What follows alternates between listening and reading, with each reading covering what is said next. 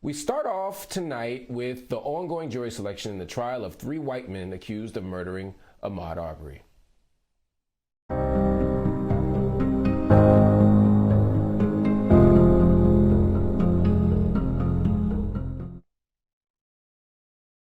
Defense attorneys now concerned about potential jurors revolting because they're tired of waiting to be called. The judge, while saying he understands their frustration and is trying to move as quick as he can, he also says the court must be very deliberate about the jury selection process. He says he wants to make sure the right jurors are chosen so a just verdict can be reached. The judge and juries realized before the trial began that jury selection would be challenging, many accepting that the days would be long inside the courtroom. We've been going till sometimes as late as 8:30 at night. Those are long days. That's 12 hours in court. And doing that day after day is pretty taxing.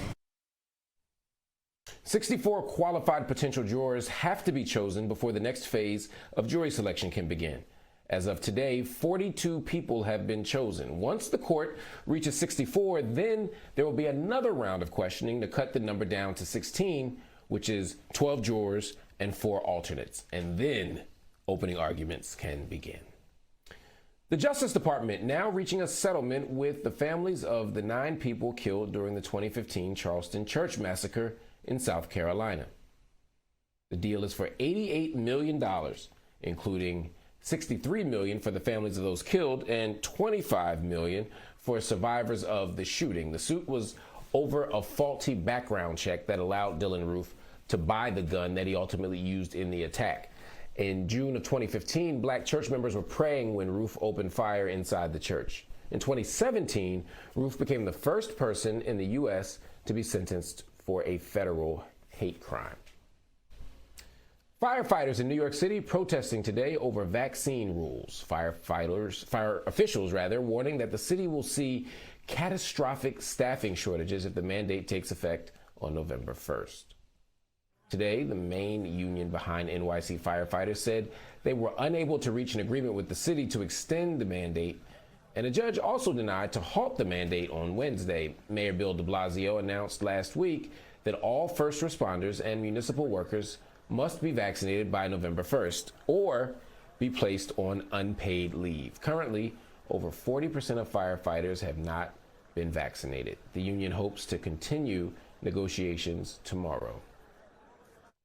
And now we revisit the refuted story of officials reporting that a woman being sexually assaulted on a Philadelphia commuter train while passengers recorded the incident on their cell phones. Delaware County District Attorney Jack Stollsteimer recently called the statements by law enforcement officials claiming SEPTA passengers failed to act by watching and filming the reported incident misinformation and, quote, simply not true. Previously, in statements to the media, both Upper Darby Police Superintendent Timothy Bernhardt and SEPTA Police Chief Thomas Nestel blamed other passengers for not reporting the alleged sexual assault that happened aboard SEPTA's Market-Frankford line on the night of October 13th. Joining me now to delve into this and other top stories is Dr. Yohuru Williams. He's the founding director of the Racial Justice Initiative at the University of St. Thomas. Dr. Williams, thank you for joining me. Welcome back to Black News Tonight. What do you make of the recent revelation? I hate to even call it a revelation, that the police lied and exaggerated details of a case to the media.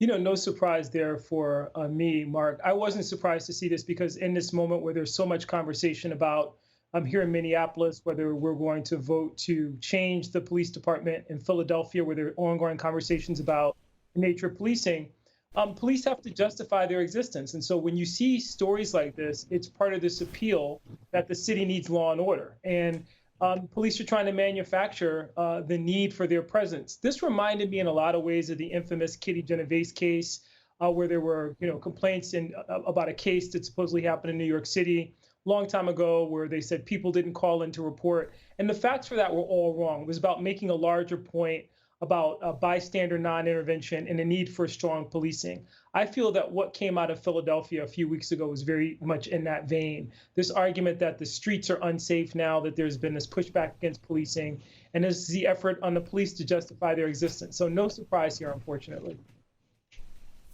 Unfortunately, no surprise at all. I mean, a wonderful piece came out in Philadelphia Magazine by Ernest Owens talking about how this shows once again that police cannot be trusted. I still have issue with passengers not being more physically involved. If I'm on that train, instead of making a phone call or taking a video, if I have the physical ability to, or if there are a group of us who have a physical ability to, then we need to physically intervene on the assault. But I don't know all the details yet about and I haven't seen the footage, so I don't want to make too many judgments about the passengers. But to say that the passengers did nothing, or to suggest that they somehow were acting out of gratification, videotaping it, like you said, it reinforces the idea that it's a lawless city that needs extra policing, that the only thing that can save us are police, and that there's a level of savagery and indifference to human suffering that, frankly, black and brown people have. It's awful, and I'm very glad that the stories had a spotlight put on it, so that witnesses can come forward and so that survivors will have a little bit of peace knowing that it didn't go down exactly the way or anywhere near the way police suggested that it did. Let's move to the settlement for the families and survivors of the South Carolina church shooting. How do you view the $88 million settlement? What will it take for Black life to be viewed for what it truly is, which is invaluable? There are two great side notes to this story, which I was very encouraged by. I love what Bakari Sellers did today about talking about this settlement being the basis for building intergenerational wealth in South Carolina for the survivors of the shooting.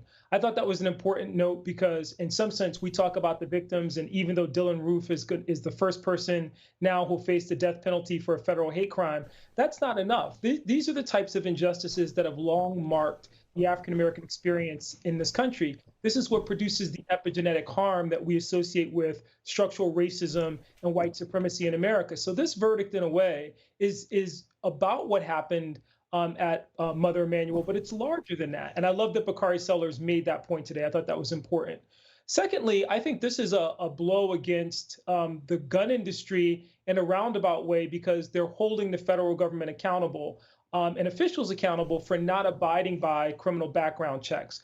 The hope is that this will have a trickle-down effect, that this might be one way that we can go after the proliferation of these assault weapons, the kind of which was used by not only Dylan Roof, but the Kyle Rittenhouse trial that's beginning to take shape now in Wisconsin over the Kenosha shootings. People shouldn't have access to these weapons. And when you have people who are, able to skirt the rules, so to speak, if this is one way to send a message, it's a powerful way to do so. And it's one, I think, in this moment, as you mentioned, Mark, that elevates the need to protect Black lives, because Black victims of this type of racialized violence is intolerable in the 21st century. Absolutely. Before you go, I want to get your take on the Firefighters Union protesting over New York City's COVID-19 vaccine mandate. What do you make of it? It's kind of interesting when you consider that people talk about the New York Fire Department as the bravest and the most courageous. And certainly that's applicable. But in this particular case, when you are talking about a vaccine to make these firefighters able to do their jobs in a much more safe way, it's problematic for me to see them outside of the mayor's home today protesting. My first thought was, where were these protests from first responders and firefighters and police with regard to Black Lives Matter? In fact, you saw them operating in many ways on the opposite side of that spectrum.